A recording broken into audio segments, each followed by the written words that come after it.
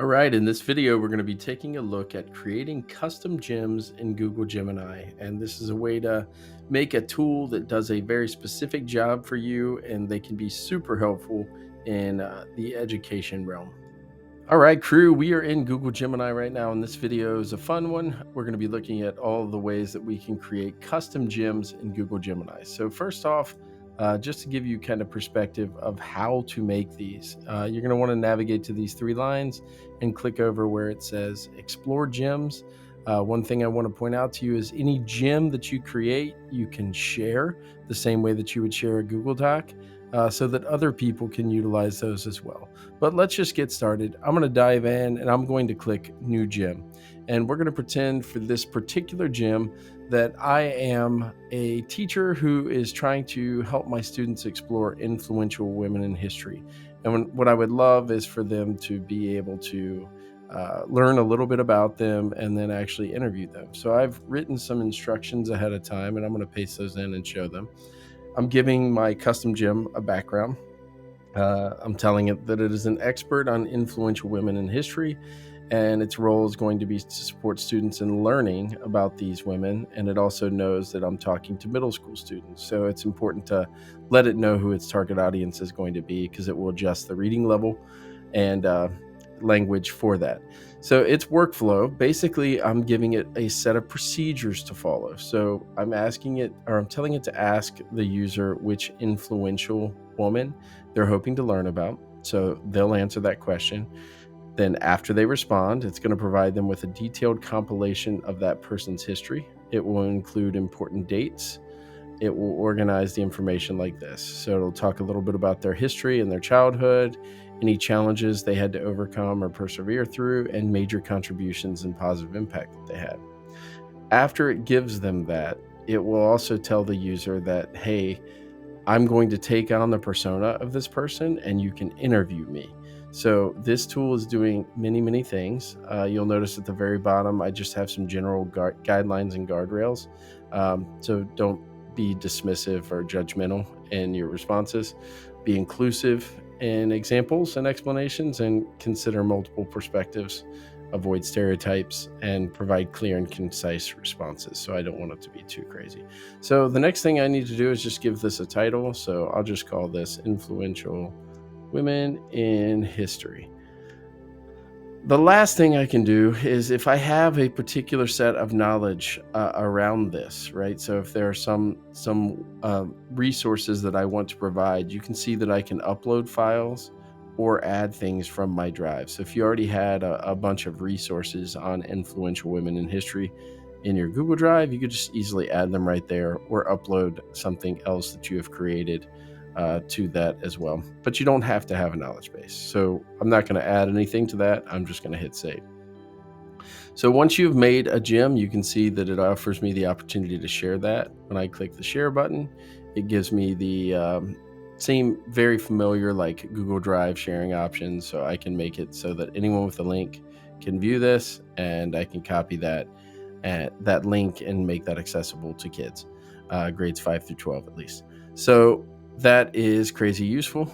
And let's just start a chat now and see how this goes. So I'm just going to click this little paper airplane button. Which influential woman am I hoping to learn about? I'm going to go with Amelia Earhart, and we shall see how it does following our directions. So I kind of gave you an overview of what it's supposed to do. You can see it's generating a history and childhood, some of the challenges they had to overcome. The other thing I love about Gemini is you can see it's letting me know where it's finding this information from, right? So if I highlight, it's actually highlighting the section where it found that information. So kids can go and check the source, which is fantastic. Excellent. It gave me some background knowledge, so you can ask me any questions you have, and I will answer from my perspective. What would you like to know? Was flying scary for you? And it should answer, scary isn't quite the right. Flying was exhilarating, and that is accurate. That is how uh, history has portrayed Amelia Earhart at least. So, kind of a cool way to customize a learning tool. This last part of this video, I just want to show you some of the other custom gyms that we have. The magic interview is a fun one. Basically, you can see when a student clicks into this, it basically says, "Who would you like to interview today?" And I can choose any particular person that might be relevant. So, or it could be even a thing that you would want to interview. So, let's just go with my kitchen sink and we'll see how it does. Poof, I'm a kitchen sink. It wants to know what grade I'm in. That was part of the instructions. So I'll say that I am a seventh grader. Been a kitchen sink for a long time. People think I just hold dirty dishes.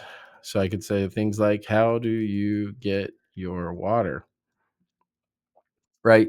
I can interview literally anyone or anything because this is designed in order to do that. And that's an example of a custom gym. Another custom gym is more of a teacher tool. This is a content curator. So let's just say I'm learning about the water cycle and I need to find content. You can see it's been trained to ask for a grade level and specific content. So let's again go with seventh grade all topics with the water cycle.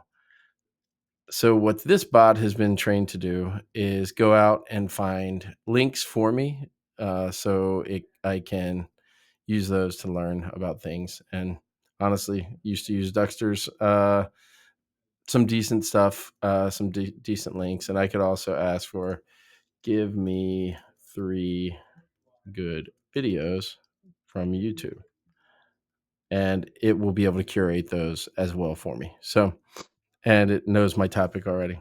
There we go. So that is another example of a custom gem. The last one I wanted to show you is kind of a fun one.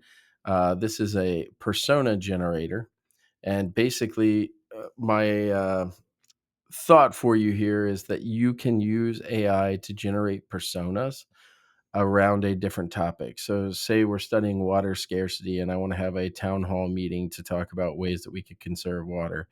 I could write an AI in a set of custom gem instructions so that it would generate a unique persona for every single person uh, in the classroom, right? And it could give a different role they play, their major concerns in the city. So someone might be a plumber, someone might be a person who works at the local museum. But whatever that the directions you give, it can help you to generate different personas for learning conversations. And this one, you can see I don't even have to type anything. I just click it, and right away it gives me a background, some things they're excited about related to the topic we were talking about, things they're cautious about, and these were all just things that I put in that custom gyms instructions. So custom gyms can be super powerful, open up a lot of really creative and cool learning opportunities. It can bring new voices into your classroom that have never been possible before, allow kids to interview people, play the role of people that you haven't been able to do before. I hope this is helpful.